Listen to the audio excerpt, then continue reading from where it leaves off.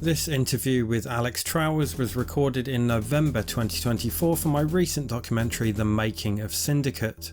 Alex worked on several games at Bullfrog, including of course Syndicate, on which he did level design. The full documentary is linked below if you haven't seen it. I've removed some pleasantries at the start, so we'll dive right into the interview. Enjoy.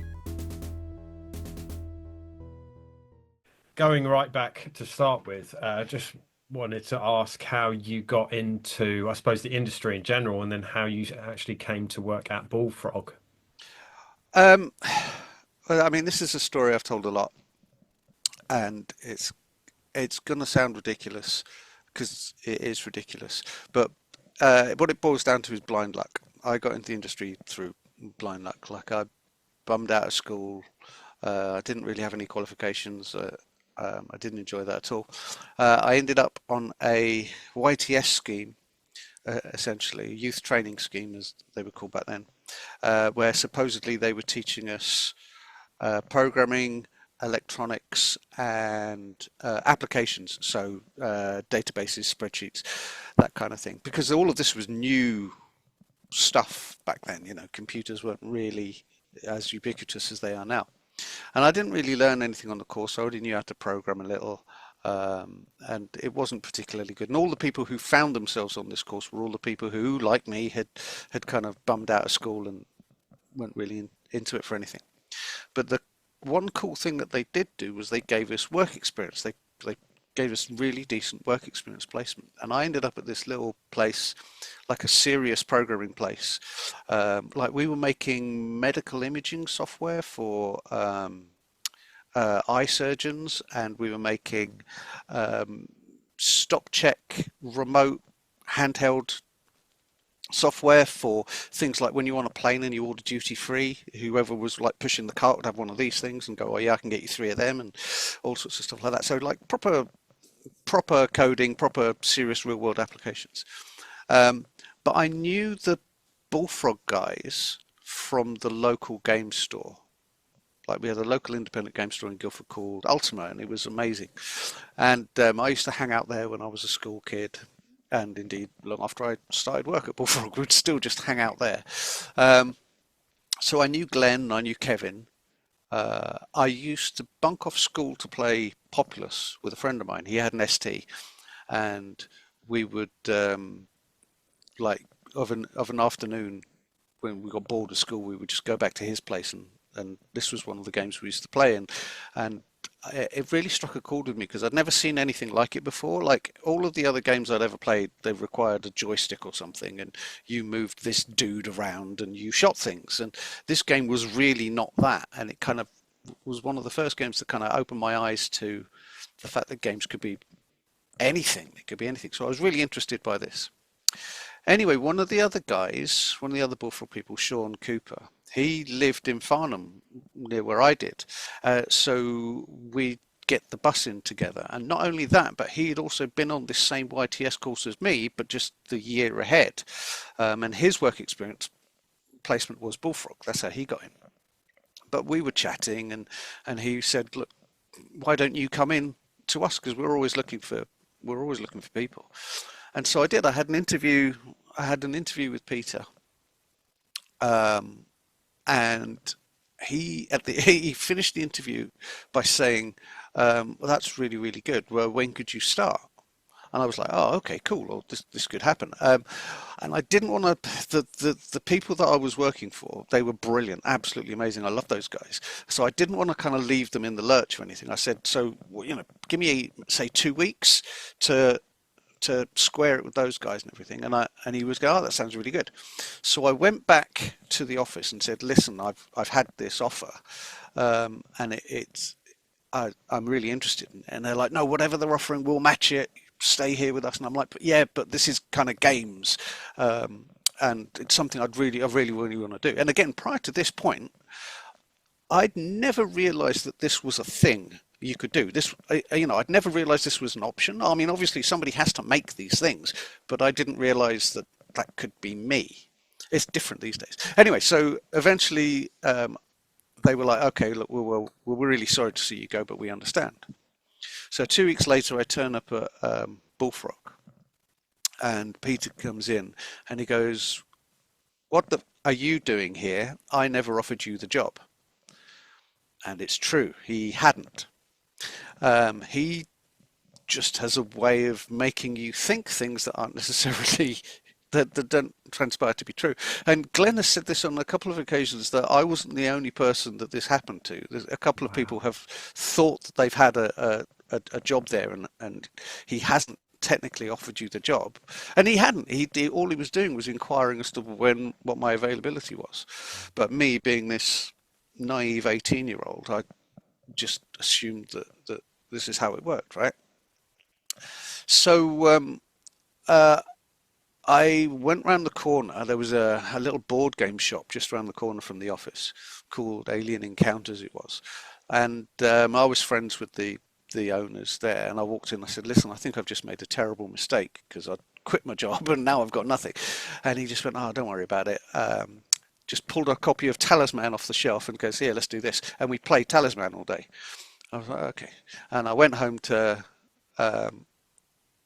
went home to my dad, and he was like, "Well, you absolute idiot. You've got to go and beg, get your old job back." And I'm like, "Oh, I'm not going to do that." I was sort of too proud. I'm like, "I know I look like an absolute idiot if I do that."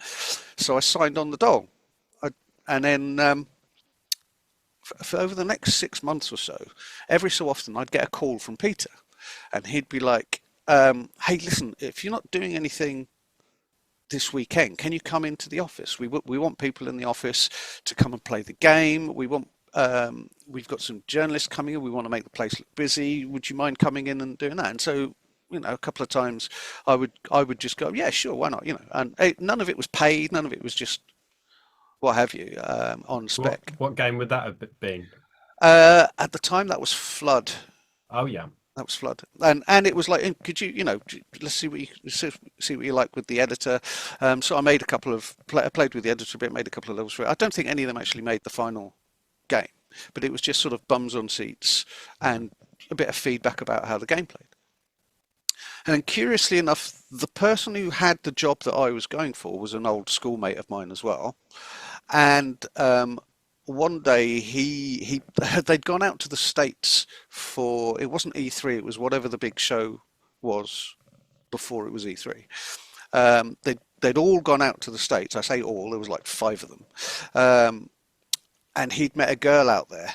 And then one day he decided, "No, this is it, I'm moving to the States," and just slipped a note through the door saying, "I'm off, see ya," and dumped them in it. So Peter called me up again and said, "Listen, you were really enthusiastic.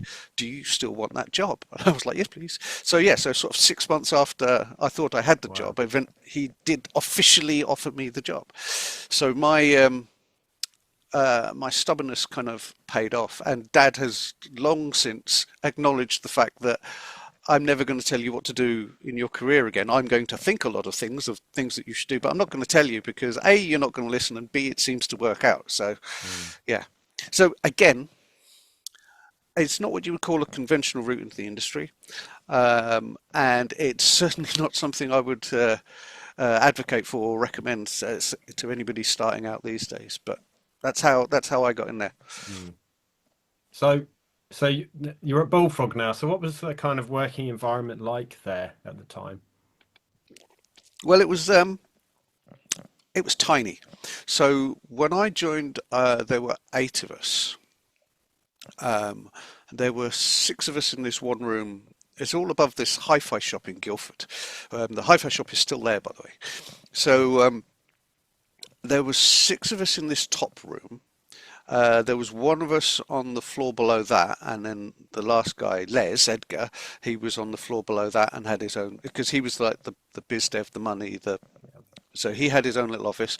There was one artist, Simon, who had the floor below us, and that's because he just managed to annoy Peter like the whole time. So Peter was like, "I don't want to work in the same office as you. You go sit down there." And then everybody else was crammed into this tiny office at the top.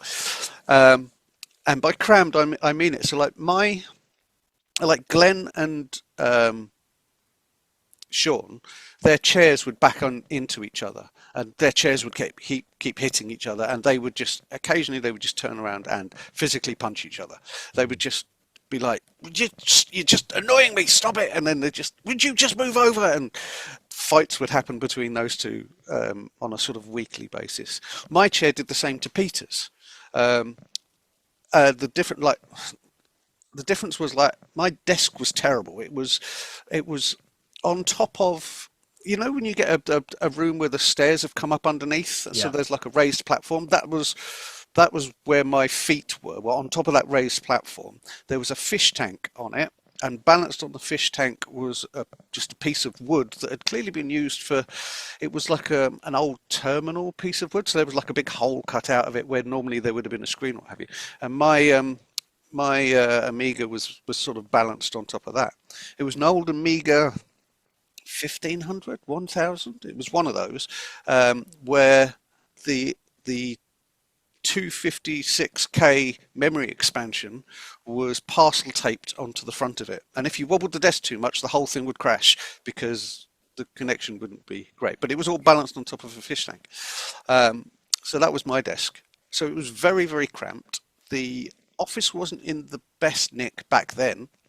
There was a crack on the ceiling. I remember this vividly. And at various points, we'd stuck like disc labels to say, this is where the crack is now. And then there'd be another one further on from like several months later. And there was a coin. There was like a 2p that had been wedged into it. And we said, if that ever falls out, we leave. That was our like early warning system. Um, so yeah, it was a tiny office filled with a bunch of really quite geeky guys. Um, uh, we got on really well because you kind of had to. Everyone had their own personality. Nobody liked dealing with Kevin.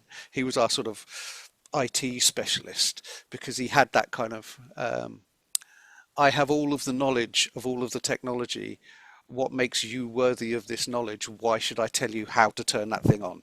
And we were just like, but we really need to know how to turn that thing on. Oh, I'm not going to tell you that. You don't need to know that. But we kind of do. And he had like Peter. Peter was basically on the phone the whole time to journos and publishers and what have you. And we could just hear him whittling away in the background.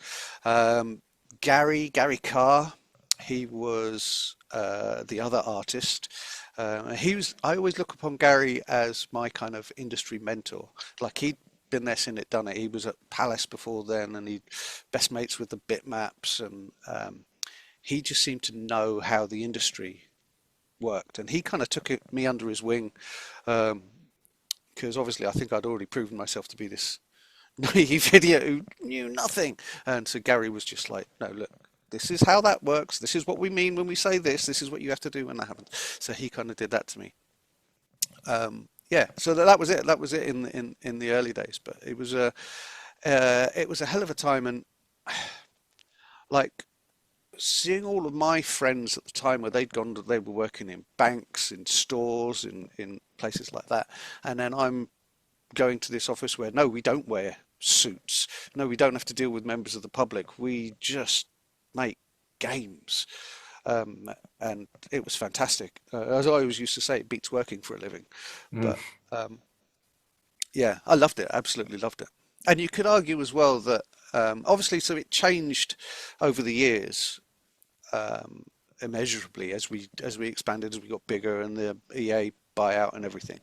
But I've probably spent the rest of my career after leaving Bullfrog. I've spent the rest of my career, as have many people, chasing that thing that we had, which is it's a fool's errand because you change as well. And Mm.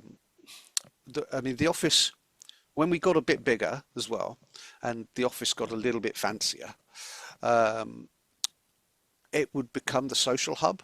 And so all of the people that we hired, they would generally move to Guildford, not really know anyone, and then hang out with all of the people in the office. And we would hang out at the office because where else can we play these crazy LAN games, and where else can we find all of these people who are into the same stuff that we're into? So it was much more than just an office. Um, and you'll see, people kind of proudly claim that these days with their their work environments, and they're like, we're a family here, we're a thing. But it really was genuinely that, and there was no kind of social engineering behind it. It wasn't something we were trying to push. It was just something that naturally happened because of the people we were hiring and because of the situation with how everyone was living back then. Yeah, I think it's interesting. A common theme when I speak to people from that sort of early to mid '90s era about people just sort of falling into it because, like for example, artists like pixel artists wasn't a thing, so they would just hire artists and then they'd have to learn, how to use D Paint or whatever. Gary was right. So Gary's got a master's in art, and in that there's like loads and loads of modules, and he was got distinctions in all of them. He really knew, except for computer graphics, which he failed. That was the module he failed, and yet here he was, chief pixel pusher. And there was some amazing. I mean, that's an art that's kind of fallen by the wayside. But we had some absolute brilliant pixel pushers. People like Paul joined shortly after I did, and he became the art director and has basically been Peter's art director ever since. He died a few years ago, which, by the way, that is another common theme. We are aging out of this industry, but quick.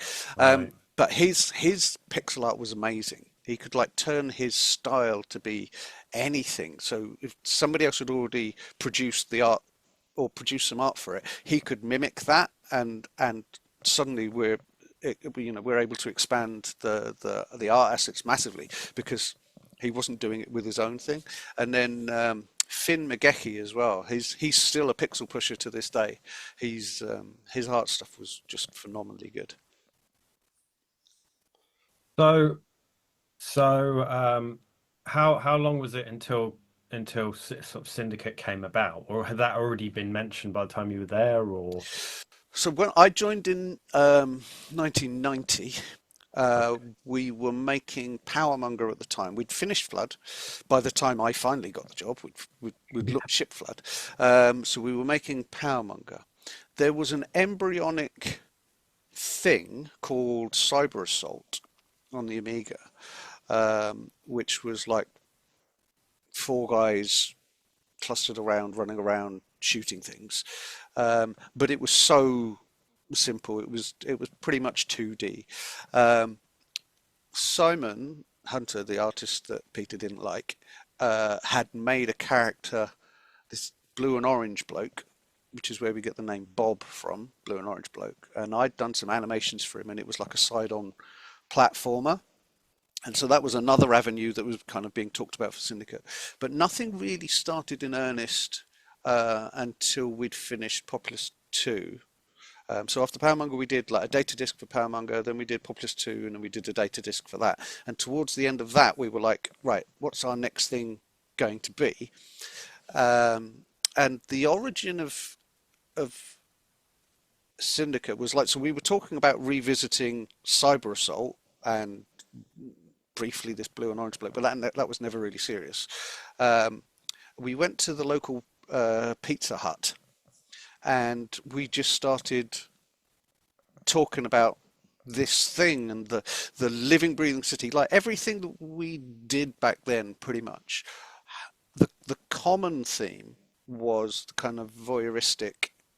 Here is a world. The world works whether you're there or not, right? And this is one of Peter's sort of core tenets. He wants to be able to just look at this world and see that it works and it follows its own rules and it does everything. And then every now and again he wants to poke it with a stick, and we can make some really big and really interesting sticks.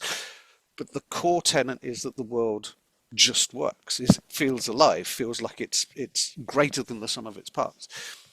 So trying to simulate a city was a big thing. Then we got the idea to have these kind of the drugs in the head thing, the chip, all came about from the whole. Well, we kind of want control over these guys, but we want this degree of ambiguity about it as well. We want them to have their own personality, and for you to be able to change that. So you're just tweaking stuff, and then they're reacting accordingly. Because that to us was more interesting. That make this guy shoot those things and don't do anything unless I've told you to do it. No, we wanted them to do their own thing and react, and you would just tweak the parameters as you went. So there was that. The Pizza Hut is also where we came up with the Persuadertron, so that the extrapolation of, so if everyone's got this thing in their head, what if somebody hacked it? Oh, well, let's have a thing that hacks it, and so on and so forth. And then that was the kind of genesis of it. And we started building it on the Amiga, but it became very apparent really early doors that we weren't going to be able to do all the things that we wanted to do on the Amiga. And so it came at this sort of turning point where that's when we decided to jump to PC, because the PC got very, very exciting. It was powerful. This 386 was an absolute beast, and we're like, ooh, we want to get kind of involved in that. B, the other core sort of Bullfrog tenet was we make multiplayer games first. We take a game concept, we make it as a multiplayer game, and we play it against each other. And by doing so, as long as you've got the technical side sorted, the network communication stuff sorted, it's a lot easier to make changes to the game where you're not having to rewrite an opponent, where you can just go to the human, okay, let's play it in this style now. Or what happens if you don't use those things? Or what happens if you only use those things? What happens how does that feel? How does that change the game? Can we make missions out of that? Can we make levels that sort of revolve around that principle? Oh, this feature's bugged and is OP, right? Nobody used that. It's a lot easier to say that than to go in and change all the code and then redistribute it and then jump through all of those hoops, right? So the fact that the PCs were able to do 8-player rather than us having these serial cables draped across the office so we could play 2-player, which was still fun, but it was a very, very appealing thing to us. And there was a weird moment relatively early on when we were in this sort of hybrid phase where some of the tools were still on the Amiga and some of the tools were PC. So all of the mission building stuff was on the PC, but all of the city building stuff, all of the layout of the city and the block placement was all done on the Amiga. And so I was constantly having to hop between the two machines. And on the Amiga, it was really super restricted as well, because I would make buildings, I would make the city out of a series of building blocks that were edited like 8 by 8 by, I think they were 12 high at a time. And that's all I could see of the city would be like, right, I'm going to have one that does this, and I'm going to have another one that does this. And when I piece them together, and then go back onto the PC, and then I can look at it in its glory. So there was a lot of sort of back and forth between them. And then on the PC, that's where you would be placing all of the units. That's where you'd place all of the interactable stuff. So like the smashable windows and the doors and the traffic lights and the cars and everything, all of that was placed on the PC. And then that's also where you would set up the parameters for the missions, right? So the mission ends successfully when this guy dies, and the mission ends as a failure if this guy dies. And at this point, and these are where all of the enemy teams start, and so on and so forth. But that was it, yeah. So but it was a lot of fun moving to the PC for all of those reasons. The fact that we had a network and everything. But again, there was a learning curve there, and I vividly remember day one when everybody's got the new PCs. We've got it set up on this thing called a network. So gone are the days where literally we would get the floppy disk with the latest build on and throw it across the office at the person who needed the latest version. It would be, oh, if you look on this place on the network, there it is. It's just sitting there already. But Kevin, in his infinite wisdom, or massive naivety, everybody had like I think it was an 80 megabyte hard drive on their PCs. And we're like, wow, 80 megabytes, this is ridiculous. We'd had like 20 megabytes before, but 80, wow. And the server, because we knew this was important, it had 200 megabytes, Wow. which lasted one day before it was full. And we were just like, oh, hang on, these numbers just don't make sense anymore. And then so, yeah, it was a big learning process for everyone involved, but it was great. So And you're saying, the genesis of the idea was like, you guys just sort of freeballing it and talking about ideas. And I know that that's quite a Bullfrog thing, isn't it? To say sort of, the Bullfrog team as a whole accredited as the for the design or whatever. Yeah, there's a couple of things here. Um, Broadly speaking, yeah, it's absolutely true that everybody at the company felt that they could get involved with the design and were encouraged to do so. Um, all of the very best features in any game comes from somebody, anyone, saying, "Hey, wouldn't it be cool if this?" And then you talk about it for a bit and go, "Oh, well, yeah," and then that could lead to this, and that'll spark somebody else off. And where you end up may is almost never going to be where you started. And that core, wouldn't it be cool if this, may fall by the wayside almost immediately. But it will always lead to some revelation. It'll lead to some little tweak, some little quirk or feature or something that you put in and you go, actually, that's really, really cool. How the hell did we get there? Well, it started with this guy doing that. And that only comes about when people feel empowered to be able to speak up. And you haven't got people who are going, it's not my job to do that, or I'm not interested in the game side of things. I only want, and we were a whole bunch of people who would do all of this. The flip side is, well, this is something that Glenn has said relatively recently. Like, obviously, Peter was the front for Bullfrog and is the name most synonymous with Bullfrog, and he was very much seen as the creative figurehead, and you know he was Bullfrog, and all of the Bullfrog games were his things. That's so not true at all. He had almost nothing to do with Syndicate from a conceptual standpoint and from a practical standpoint. He was building theme park at the time, right? Or shortly after we started Syndicate, he moved on to theme park. Syndicate, by and large, was me and Sean, um, and and funnily enough, our mates from the school and mates from the pub and what have you. So what we used to do, and this is why, by the way, when people ask, uh, "What was your favourite game?"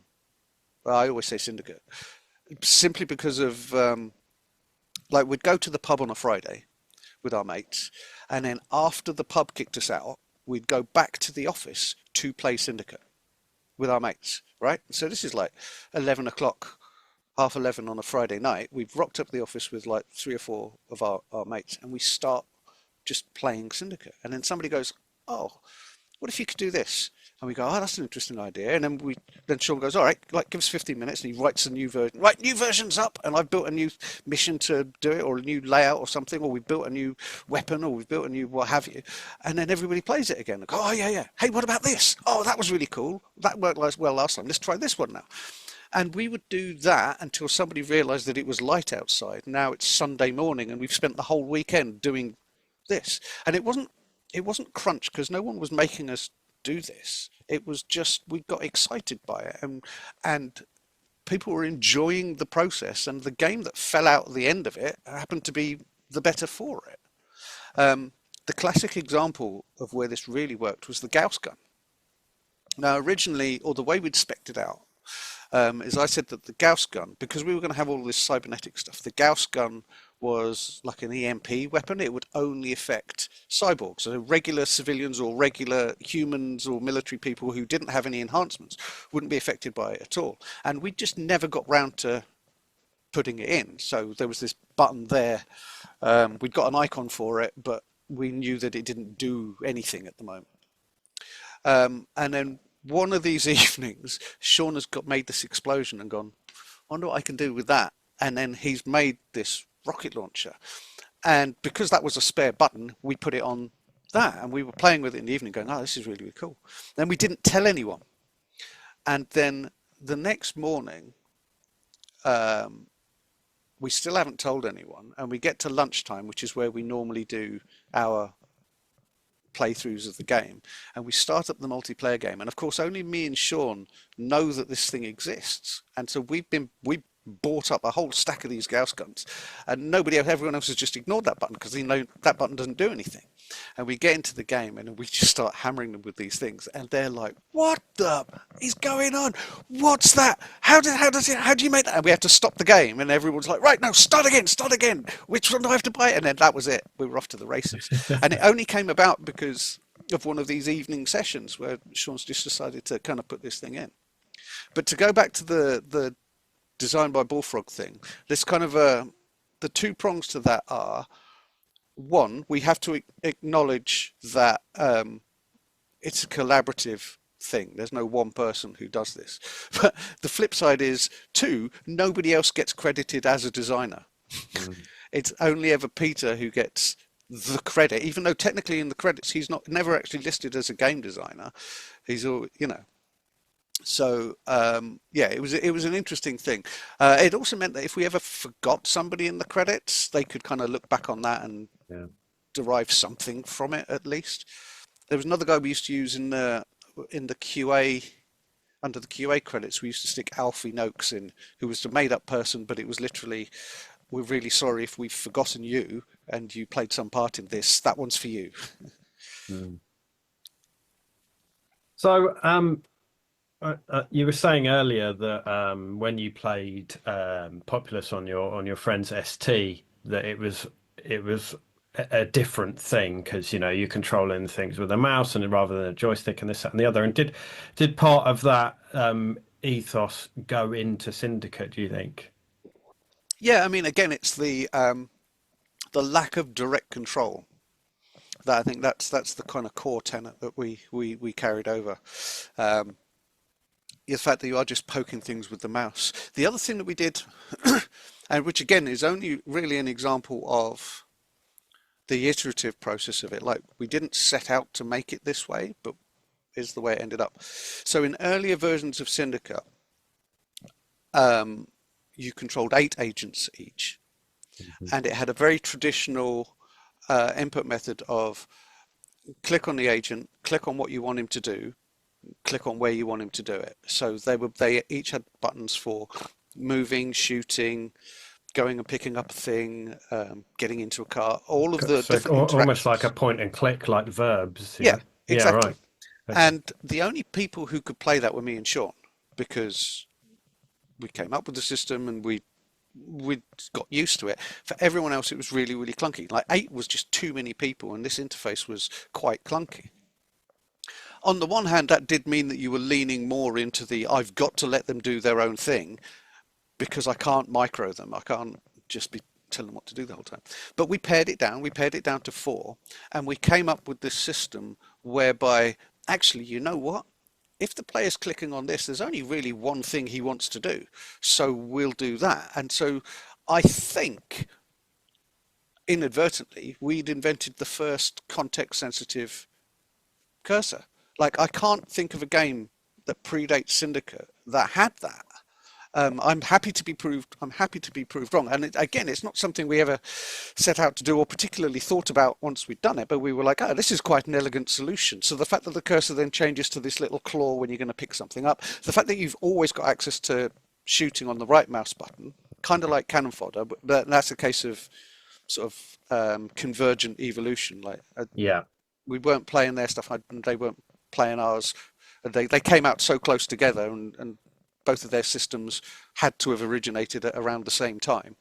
But the fact that, it was like, and if it's on a car, you're going to go and get in the car. And if it's on a weapon, you were going to go and pick up the weapon. And there were edge cases, like when there was a weapon drop where the car was. Well, no, then one of them would take priority, and it meant you either had to move the car first, then pick the weapon up, or, But by and large, it worked really, really well. So at what point did it, but the multiplayer thing, was that just for a means to an end for the development, or did you intend to release with a multiplayer mode? 100% we intended to release with the multiplayer. The day that Sean decided to pull it was a very sad day indeed, and we were all arguing, no, we can't do that. It's because, in all honesty, it's the best way of playing Syndicate. It's incredible. And to this day, it really grinds my gears that so many people who are going, "Oh, I really like Syndicate," never got to play it multiplayer because it was only on the PC, and it was only on the PC if you bought the data disc. So that's Mm. like a subset of a subset. And it should have been everybody was playing it like this because boy, that was so much fun. Like the extent to it being so much fun was by the time we were finishing Syndicate off. We'd expanded the company a lot, and there were several people in the office now for whom this was, air quotes, just a job. They loved doing it, but it would for them it was a 9 to 5, and they would clock off and they would go home because they had things like, family and other things that they wanted to do. And to start with, I really couldn't understand that. I was like, why are you here? Why are you doing this? Why aren't you drinking the same Kool-Aid as everyone else? But I understand it 100% now. Um, but they were staying after hours to play the game and and multiplayer. And every lunchtime we would set up at least one game, but there were too many people were trying to get on that one game. And if you weren't on it at lunchtime, if you weren't on it right at the start of lunchtime, you didn't get in. So you'd have to set up another game and hope that you got another critical mass of people to do it. But that's when we knew we had something really, really good. Was when even the people for whom this is just a job were going, I want to play that. We were like, holy crap, this is excellent. The other example that I always use, is obviously it's after the fact, is after we shipped the game, we still played it, and I can't think of another game since. And you can speak to any developer of any game, and the amount that go when we've shipped it, the first thing we do is fire up a game and have a go. They don't do it because by the time you've gone through that hell that is actually gold mastering something, you never want to see this title ever again. But we still played Syndicate, and we played Syndicate months after release, and the only thing that stopped us playing it was Doom came out, and we went, ooh, that's good. Let's go play that. So that's what it took to get us to stop to Wow. to kind of stop playing. So that's how we knew we had something good. There was another guy. There was a journalist called Rich Longhurst, and he would come around once every couple of weeks. But it was always the same, and we began to notice the pattern. And he would always arrange to come at just before lunchtime, um, and it would always be when Peter wasn't there. And he would always come to see Peter and do some interview with Peter about something. And we'd say, oh, well, we're terribly sorry, he's not here. I mean, you can hang on and wait for him if you want, just sit there and wait. We're about to just play Syndicate. And he go, oh, do you mind if I join? And every couple of weeks, he would come at lunchtime. His interview wouldn't happen, or it would be delayed. And he'd be like, oh, that's a shame. Do you mind if I join in? And every couple of weeks, we couldn't get rid of him. So that was something. And he was writing a book on it, or he ended up writing a book on Syndicate and how to Wow. play it and what have you. But yeah, we knew it was a good one, and it's Mm. still the one. There were probably, and again, it depends on the demographic of the people you talk to now. But like nobody really remembers Populous 2, and Populous 3. Um, Nobody really remembers that. They kind of know, and they know of its heritage and what have you, but they never really cite that as this is my favourite Bullfrog game. It'll be the Syndicate, Theme Hospital, or Dungeon Keeper. Those are probably the heavy hitters. Magic Carpet gets an honourable mention as well. But of the big ones, when you talk to people, they'll probably it's Syndicate, or it's Theme Hospital, or it's Dungeon Keeper. I'd say. Yeah. I mean, when I think of favorite Amiga games, like Syndicate pops into my head immediately, definitely. Um, yeah. So in terms of level design and mission design and what have you, I know you said, you're doing a bit between the Amiga and the PC. And so what's the process like? Someone says, and who is that someone? They say, oh, we're going to have an assassination or an escort or whatever. And then how do you go about sort of putting that together? That was me. That Yeah. was yeah. I say I built all of the missions. Glenn, I think, built a handful as well, Mm. but there are 50 missions in total. And the original spec called for 3 missions per territory. There are 50 territories, and we were going to have 3 per territory. One where you take over the territory, one where you go and quell, one where you already own the territory and you have to quell an uprising, or you do a special mission in it, and another one where an enemy syndicate is trying to take over your territory. But Mhm. frankly, we didn't have the time, and it was literally just me building them, and the rate at which I could churn these things out wasn't fast enough for us to be able to do that. So we had to pare it back to just the 1 per territory, which would, again, it's always the same. Whenever you've got this feature, it's so hard to accept the fact that that feature needs to go away. Like with the multiplayer, and the only reason it kind of went away is because of some quirks with NetBIOS, and EA were having trouble QAing it. They couldn't get NetBIOS to work properly on their thing, and it's like, well, if they can't, then the chances are that your regular Joe isn't going to be able to do this. We're not going to be able to support it, so we're going to have to pull the feature until we can work it out. But yeah, so it would be me coming up with the missions themselves, and I would do everything from building the map to populating the map to defining the characteristics of the mission. It was all very, very modular, though. Um, uh, there was a guy called Phil Jones. He wrote all of the AI for the enemy agents, and all I would do is say, an enemy squad starts here and it's this big. And then that was it. I would have no more control over what they would. I wouldn't script. There was no scripting then, so it wasn't a case of then I would say at such and such a time this guy appears, or at such and such a time this thing happens. All I would do is set up the initial parameters of the mission, and I think actually I could tell, like, mission objective guys, go here, go here, go here, walk along this path, but that was it. That was about it. Mm. And then, but I think that's why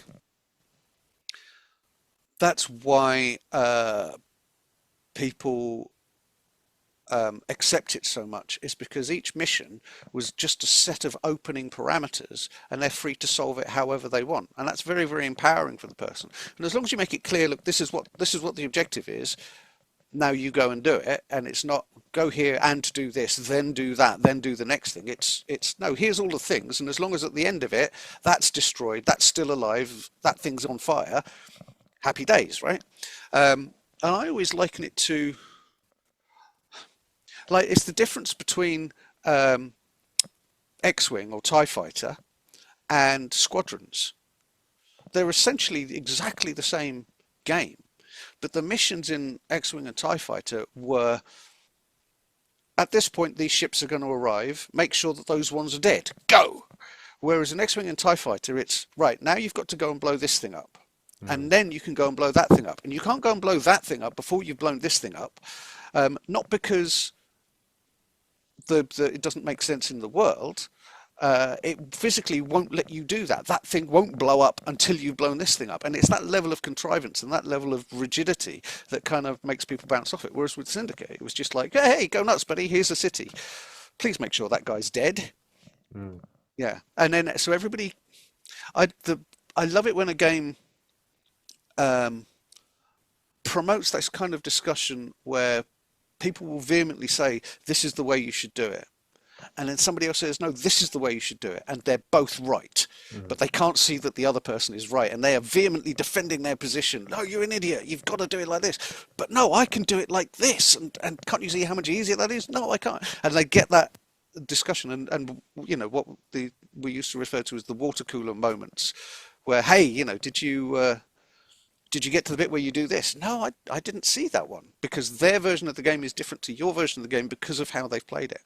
And it gives people a lot more, it gives people this sort of ownership over it that you don't get in almost any other medium, right? And so that's super, super exciting to me. Mm.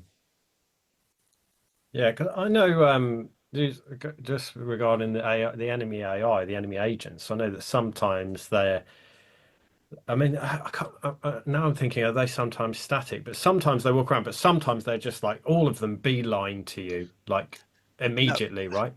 so yes, so there are two. I guess you'd call them pawns.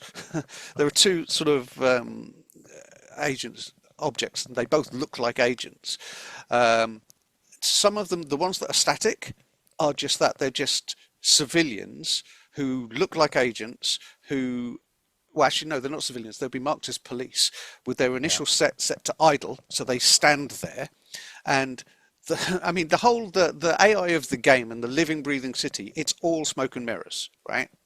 Obviously, we couldn't simulate a whole city then. Nowadays, it would be still smoke and mirrors, but way more mirrors and much, much smaller mirrors. Although we still can't do smoke or mirrors. It's crazy. But anyway, so any unit in the game would have a very simple set of parameters. They would belong to one of the factions, so either one of the corporations or police or civilians. And then all that did was determine how they reacted when something entered a sort of perception range of them. And where something, that was anything that's carrying a gun. So civilians would run away from anything that's carrying a gun. Police would pull their gun out and go into I need to shoot whatever's carrying the gun mode. And enemy agents would do the same, but would also have this layer of, whilst you haven't noticed anything that's carrying a gun, be trying to move towards this area over here because that's where the player is, right? And that's it. The civilians that were part of the living, breathing city and them going about their daily lives and walking around the city was literally them picking a random direction to walk in every couple of, and walking that way until they hit an obstacle, then picking a random direction to walk in, and off they went again.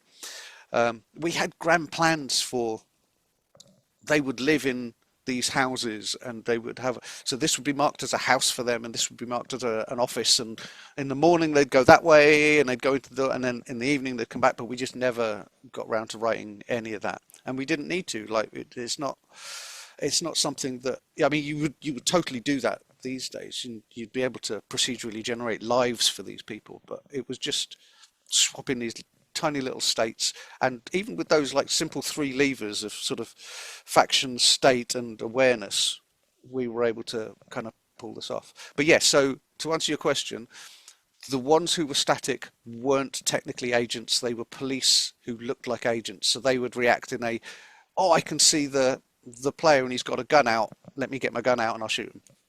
Yeah, that makes so much sense now. I know that. Yeah. Just the way. Oh, you don't want to know how the sausage is made. It's No. going to ruin it all for you. Yeah, yeah.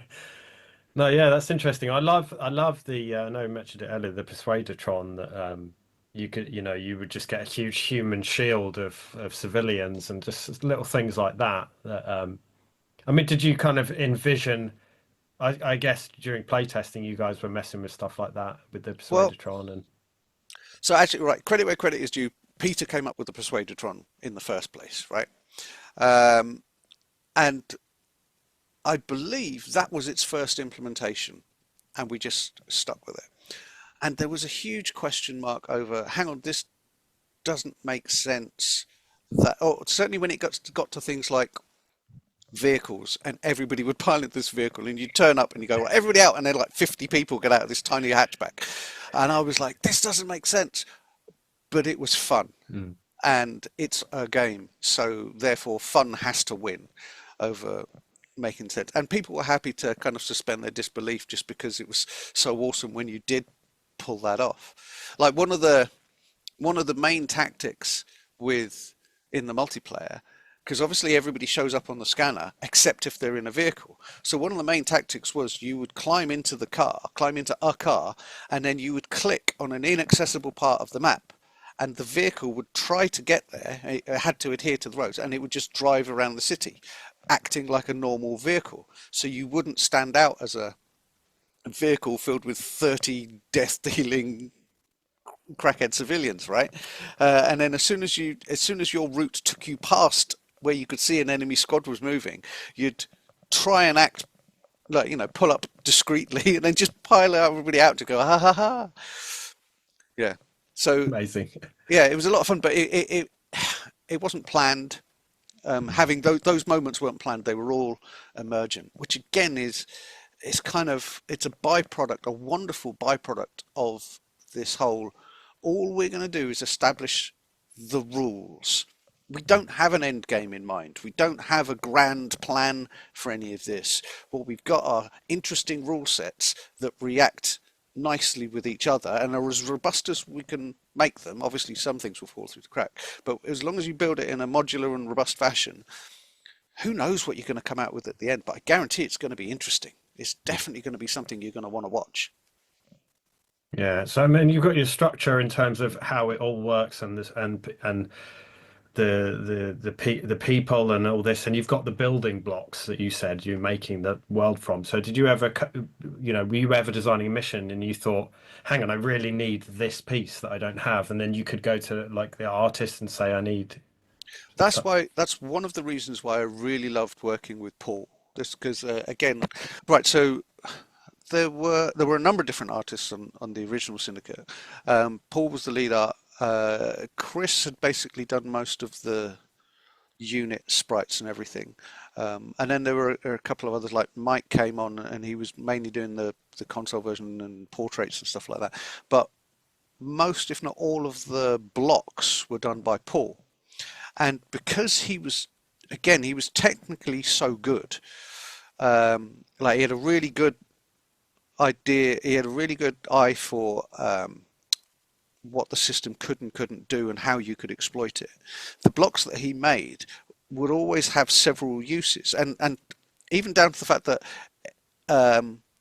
so a block consists of three faces. You've got the two wall bits, and then you've got the roof bit on the top, and he would make them in such an interesting modular way that I could use this as a roof, or I could use it as a pavement, or I could use it as a river, or I could use it as and it would have so many different permutations.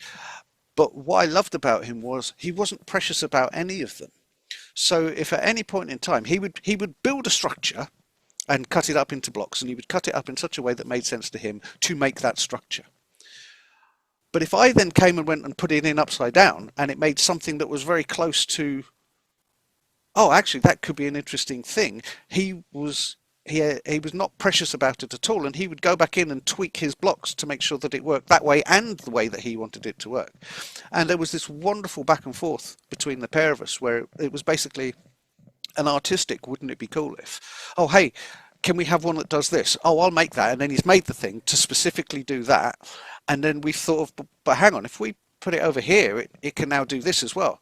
So yeah, it was wonderful, but it was very much it was an iterative process, and it was a back and forth process, but there was no ego involved with him at all. He would be, there were a lot of artists, certainly later on as well, who they get upset if you don't show off the thing that they've just made the way they want it shown off.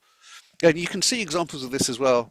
When everybody just started getting into rendering, like the 3D stuff and the pre-rendered stuff and everything, the artists would spend so long making this wonderful thing, and it looked fantastic, and they would demand a camera has to spin around this thing and it has to show it off, and these things just took too long. They then needed what they needed but never got was somebody else, somebody external, to come in and essentially edit it. And because when you're the guy who's made the thing and want to show the thing off, you're not in any way objective about how other people are going to perceive it, or how it should be shown off, right? And so yeah, and for the longest time, games never had that kind of editorial step where you'd go, no, we should just, less is more, right? It was always more is more, let's do more. But yeah, but we didn't get that with Paul, which was brilliant. Well, personally for me, I thought that was fantastic. So was everything designed for the game, or did you have like existing engine or anything from previous games? No, or it was no? all built from scratch. There and again, it had to be because this is the first thing we built on PC. Right. So there were a lot of, like, you really need to talk to Sean and probably Glenn as well. Glenn was our engine guy. He was always our engine guy, but and I was under the impression that he'd basically written the engine for this, and Sean had kind of taken it over and tweaked it. But it turns out that's not necessarily true, and Sean had done most of the legwork thanks to a lot of heavy-duty conversations with Glenn. The main issues we had with it were the 3D-ness of it and how much we could draw at any one time. So, in point of fact, the game is basically it's a background. When you scroll, we only ever render the edges and then we shift the whole lot, so we're not redrawing all of those blocks again. It's an image that moves, and then we just redraw the edges. But then the problem comes when things have to walk behind other things.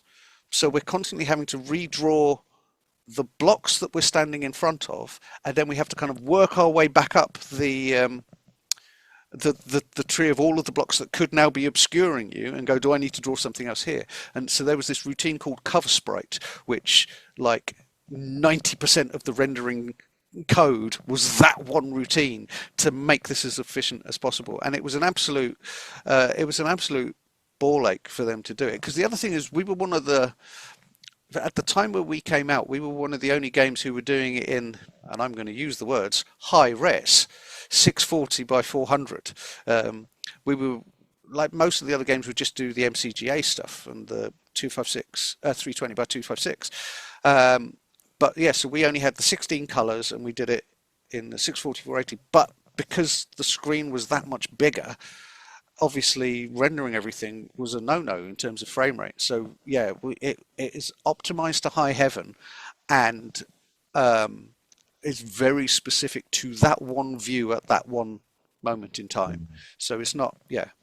Obviously, like later on when we started doing things like Magic Carpet, and it's a lot more freeform, and you've got a lot more freedom over where you can put the camera and the kind of things that you can show. It comes with its own limitations, but yeah, it was a really interesting technical exercise, and Sean was brilliant at it.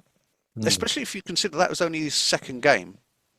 Like he'd made Flood, and he kind of cut his teeth on Flood, which was the water physics notwithstanding, was a relatively simple game. Yeah, and a very different game. But it was a solved problem, right? It's a platform game. Everyone knows how you write platform games. No one really knows how you write this city simulator action shooty thing, you know, and certainly not with the technical restrictions that we were going for. So Yeah, so theme-wise, you know, the dystopian sort of future, which is still terrifyingly relevant, unfortunately. It seems to get more relevant every year. it's not a roadmap, guys. It's a warning. Stop. Yeah. Yeah, so I mean, was that just an evolution that came naturally because of the whole idea for the game, or That was Paul. It was all Paul. It was he loved Sid Mead stuff. He loved Blade Runner, and it was like, how do we make Blade Runner? Let's do this thing. So yeah, all of the visual style of it, the setting, all kind of stemmed from Paul's lead on this, and we went with it because, oh yeah, that sounds really, really cool.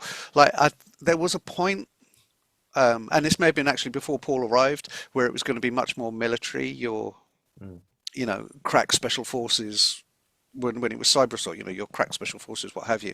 But then the idea that there was this, the idea that it was corporations, the idea that it was people who could almost blend in as civilians, like the look of the agents. And I always loved it, like the long trench coat and the masks and everything. And Paul went into so much detail with that. Like all of their skin is this, they get covered in rubber to give them more durability, and then they've got this mask so you can't see just how horribly disfigured they are, and the sunglasses, and the trench coat is there because it's really good for concealing the weapons, and there's this whole thing, and that we called it the Leonardo device in the intro. yeah, The stripping the skin off and then plugging the limbs in. Again, he was just coming up with this stuff, and we're looking at it like, oh my god. He also you know, for the longest time, the game had penises in it. And just because there's a naked man strapped to this thing, right. and yeah, okay, well, there's his wang. And it was quite late in the project that somebody kind of went, we should probably take the penises out. That's a shame. Yeah. So, but it's all sorts of stuff like that. But it's that his kind of attention to detail on Yeah. that and the setting. The thing that always kind of struck me was his lighting model for it, because obviously there's no there's no in-game lighting, there's no dynamic lights or anything like that. But the way he did everything, so instead of everything being lit from the top down, there was always this conceit that the ground was really bright because of all the street lights. But as soon as you get a couple of blocks up, everything just fades to blackness, and it's always like night sky, night city. But so it was night without you ever actually looking up and seeing that the sky was dark. But Hmm. it was always the tops of the buildings were always dark, and all of the interesting stuff and all the interesting silhouettes or sort of reverse silhouettes that you get down at the city level. The idea that would be insanely light polluted because the city is 24/7. People are always out on the streets. But yeah, it was all, can we do Blade Runner? And then something that the press really, really latched onto, like when they'd come and they'd look at it, they'd be playing Syndicate, and then they'd step out of the office because we were all up on the research park then, and they'd go, "Oh, you've just basically modelled it on this." And we hadn't really. I mean, there must have been some kind of osmosis there, but it was uncanny, and I think it really used to unnerve a bunch of people that they just spent all this time like in this dystopian future, and then they step out and the research park, the technology center where they happen to be standing looks just like it, and they're like, "Oh, this is a little unsettling." So was it Paul that did the intro then? Like you were saying with the Da Vinci thing and everything. He specced it out and he touched it up. It was produced by a company called Arc Developments, I think. It was rendered by that. It used um, like we sent them some of the assets, so things like the cars and the city backdrops and what have you.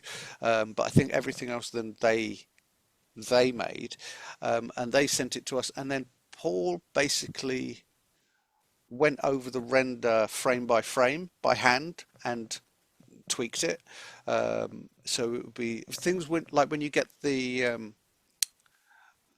debrief or the mission failure screen. So there was a pre-rendered element to that, and then the guy picks up the lamp and throws it through the hologram, and that's all hand animated. That stuff, that's all Paul. Um, but yeah, no, the intro sequence we outsourced it. I mean, it's really cool, like the whole idea of it just because I know kind of it's the early 90s, and you went from games just basically saying, here's a really pointless plot that you could take or leave, Yeah, like like beat 'em ups or whatever. It's like it doesn't really need a story. And then going to them wanting more elaborate stories, but it was kind of like, oh, I've got to watch this boring intro and everything. Whereas that is pretty concise, but it drops you right into the world it of yeah. I think it does. Yeah, it does a very good job of giving you a snapshot of the rules of engagement. Oh, these, and it makes it very clear from the outset that you're not the good guys in this. There's you're not really. You're just the guys, and also kind of highlighting the just sheer disposable nature of your units. Like, yeah, sure, we gave them all names, and it's just like there's a big pool of names. Nominally, most of the team, you know, would become an agent at some point. But oh, I lost Jeff on that one. Never mind, I'll go and pick up three more when they'll just persuade her to on a load, scoop up a load more guys, and off we go. Because as a big corporation, I don't care about these individual people as long as the corporation's needs are getting satisfied and our end goal is being reached. Oh, sure, maybe I've invested a lot of money in that guy, but there's still five more of him just waiting to be picked up off the streets. But yeah, Mm. That's interesting because I know you were drawing parallels with Cannon Fodder earlier, and when I spoke to the Cannon Fodder guys, they, saying how much of a change there was when they started giving them names because you mm. felt genuine loss, when you lose a guy. Well, and Uh, they had the whole the memorial screen with yes, the hill of remembrance. exactly. Whereas in Syndicate, like you say, you don't feel like that's a person. No, You feel like it's a they're a commodity. nameless. Yeah, exactly.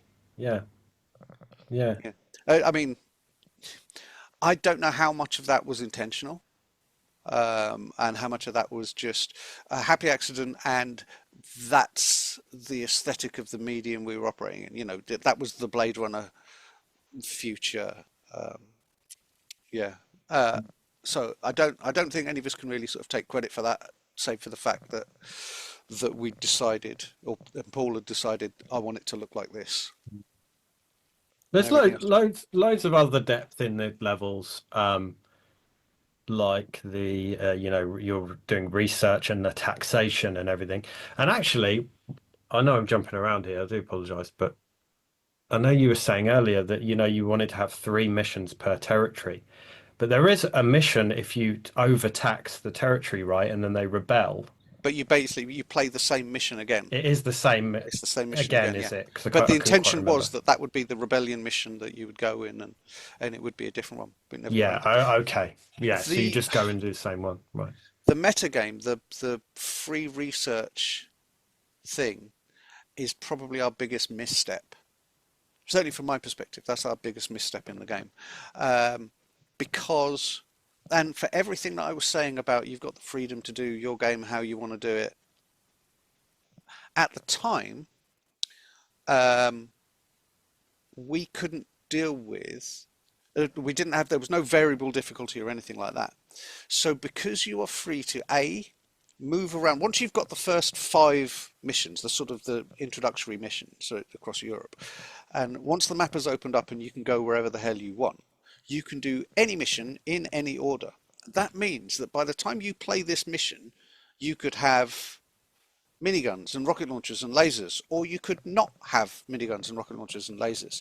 So how do I balance that mission for that? And you could exploit it as well, because you could just leave it on the research screen until you'd researched all the It's things. exactly what I do, and I still do now. I would Yeah, just turn it exactly. on. So it just kind of breaks the game. So we would need to bin off the sort of real-timey nature of that. It's not quite real time, but we would need to bin that off and have these discrete chunks of, at this juncture you can do this, and that means that I know that you can get to these missions within this envelope of equipment loadouts, or I'd have to build that mission in such a way that there was a load of stuff in the mission itself that says if he's carrying one of these, then let's spawn 3 extra guys, that kind of thing, which we didn't have that at the time, and I don't think it's something we considered. Again, this was still pretty embryonic in terms of what we would take for granted these days, and certainly in terms of what we had available for like scripting and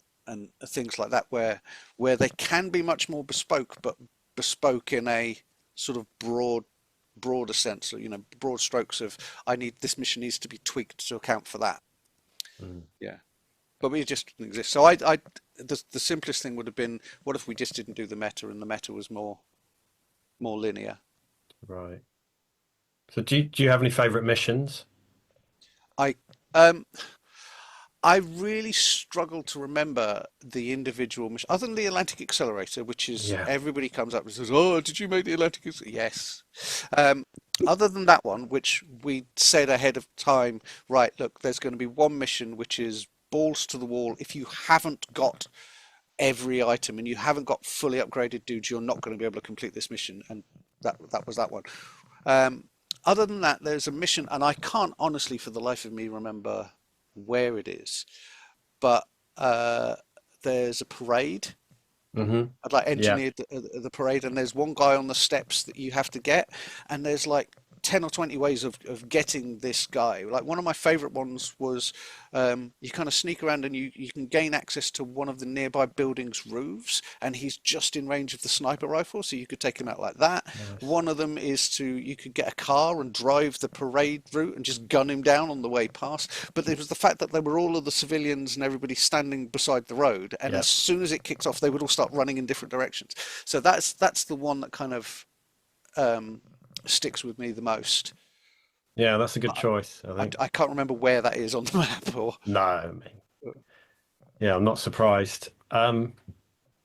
So, as we talked about earlier over there, the American Revolt or the expansion. I mean, so I mean, I suppose what was the aim with that? first of all, I would like to apologise for the American Revolt expansion. Um, and it's a salient lesson in game development and balancing, and that is you never balance a game for yourself. because you're not going to be. It doesn't matter that you can play it. What matters is that the end user can play it, right?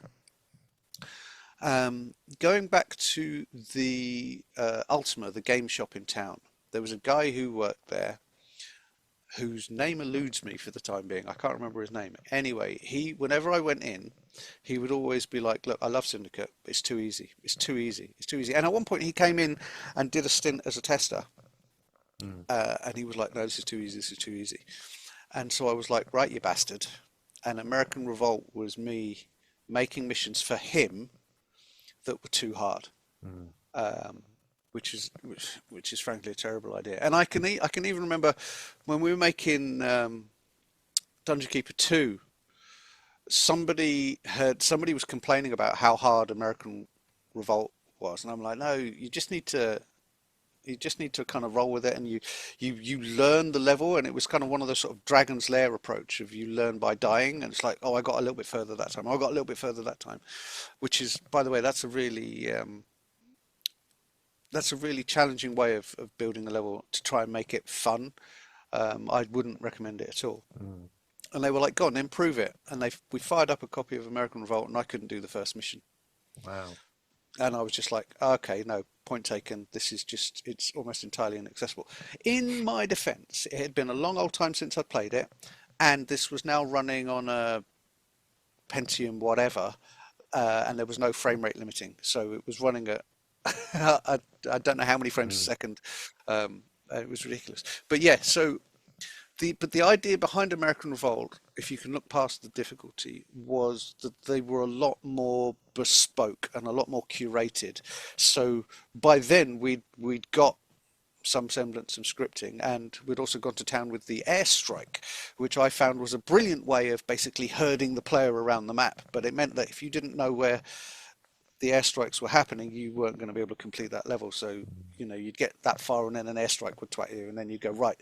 So it was like Edge of Tomorrow, where like each day he's doing the same thing but getting a little bit further, and like, right, that one's going to blow up. Now, okay, now that one's going to blow up, so I need to go right, not left. And so it was that kind of that was the kind of motivation behind it. Was, could we make something a little more puzzly? And I guess, like, again, because when we'd done the data disk for, well, like, we did a number of data disks at Bullfrog. The first one was the the first one, this is before my time, was Populous the Promised Land, right?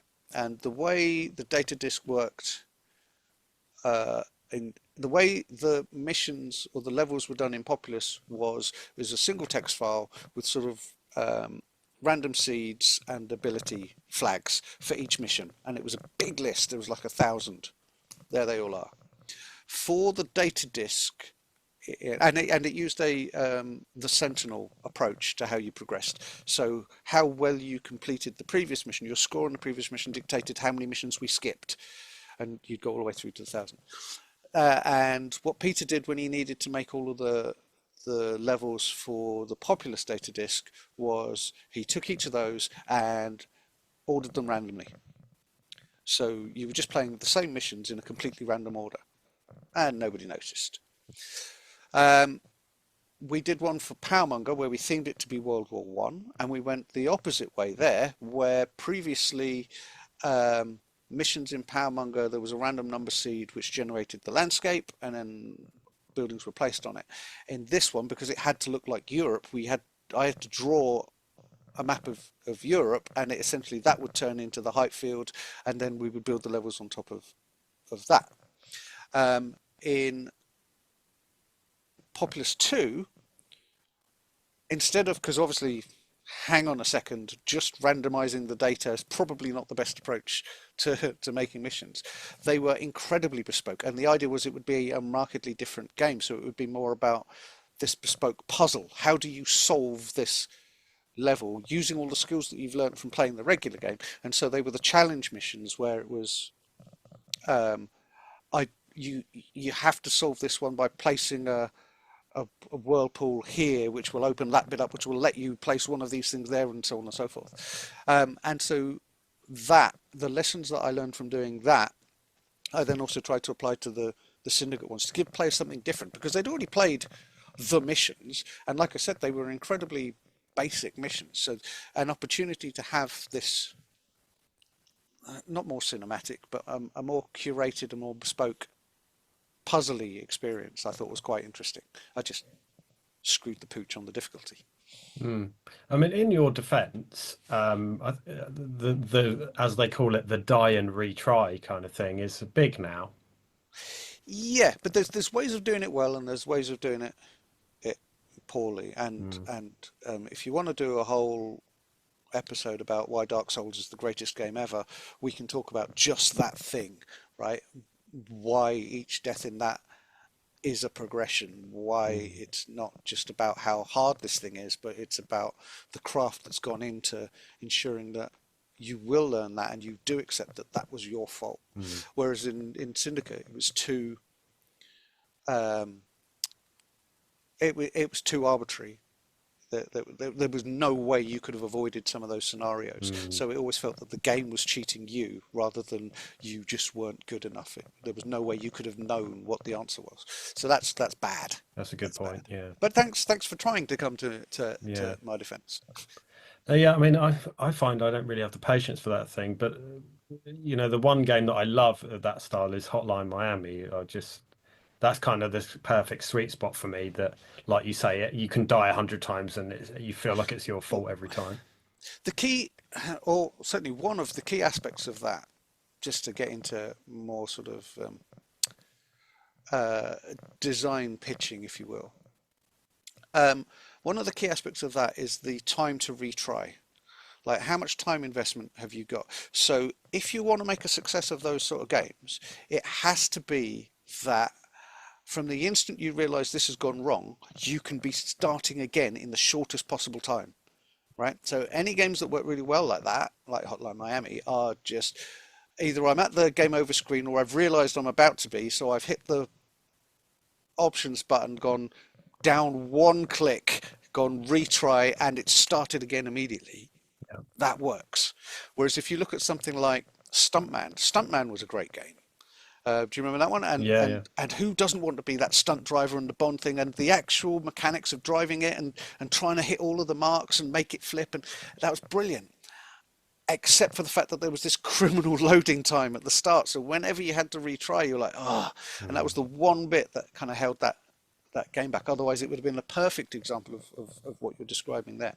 So yeah, there's ways you can help it, and also like because Syndicate is less twitchy than that, it doesn't necessarily lend itself to that medium, and it's non-deterministic as well. It needs to, if you're going to do that right, it really needs to be deterministic, or as deterministic as you can make it. Whereas in Syndicate, obviously, the fact that I'm standing 3 degrees further right means that that guy is now pathfinding a completely different way to find me, and that's changed everything. And that's not really the fidelity that you need. So Um, so console ports. Yeah, I mean, a lot of them are really like, no offense to Bullfrog, but not great. no, they're terrible. You And can say that. yeah, And not only that, it's like so. Well, they had to be completely different games. yeah. I So always say to people, it's like, don't judge Syndicate on that because I do feel like they are a completely different yeah, game. the the consoles weren't powerful enough to do it. It's exactly the same reason. Like the Amiga wasn't powerful enough to do it. We needed the 1200 to come out before it would even work on the Amiga, and it only worked on the Amiga because we'd halved the resolution of what the PC one was, and we'd removed. Like there's no APCs in the Amiga version. It's all just the cars, and so we'd removed all of the sprites as well. So just to get it to work in that, and it still didn't work at a particularly high frame rate. And then you've gone from a 1200 to again a poor 6502 in a SNES, isn't it? Or is it something like that? Mm. And a 6800 in a Genesis, and they can't do it. They just don't have the power to push it. So we had to completely redo the game, and um, the conversions, like whenever we were all about what's our next original thing going to be. So conversions always got kind of short shrift because, well, we'd done that, frankly. Mm. We'd made that game. We're now moving on to the next thing. So they never had the biggest team. They never had the most resources put on them. Case in point, when we're doing the SNES one, and Paul's having to redo a load of the graphics. At some point, he just said, "Well, why don't you do the graphics?" And so I ended up doing some of the blocks, which on the one hand, it was really, really useful because if I ever did get into that situation of, oh, hang on, I just need one that does this, then I would go and make it and I didn't have to bug anyone. But on the other, you've got me, a designer, making art. That probably shouldn't happen, right? Although there is some of my artwork in every Bullfrog game up until that point, like one of the icons or something, I would have done something, or one of the animations or something like that. But still, it's not a great place to be. So we couldn't do, remember what I was saying about how complicated the cover sprite thing was? Mm-hmm. The pared down version that we did for that was basically there were just two layers. So there was either something in front of the player or something behind the player. So every building had to be built a certain way, where all of the bottom ones were done as background, and then there'd be a building on top that would be like a hardware sprite that the characters could walk behind, but nothing could ever go in front of that. So explosions or anything, it all had to be enough background blocks that we could kick off an explosion that didn't then clip into the thing that was going to be rendered in front of the explosion and then ruin the whole kind of illusion. So there was a lot more restrictions over what I could actually build in terms of the levels. And that's before you get into the input, where suddenly you've gone from I can click anywhere on the screen and I can make them do anything, to actually no, now I'm having to directly control these guys and move them around with the joypad. Ironically, so that was a lot closer to the original Cyber Assault thing that we'd done. First of all, that was moving some guys around with a joystick. But yeah, so the game had to change massively, and it's not until you get into like Syndicate Wars territory where we began to really, because that was always going to be, if not a PlayStation lead, PlayStation was a big skew for us there. So we knew we had to design it with the gamepad in mind, right? But it took us a long time to get there, and yeah, for many reasons, the SNES and the Genesis version just weren't it. I think final question is just really, what would you say if you were asked, what do you think are the key strengths of Syndicate? The most important one is definitely the living, breathing city thing.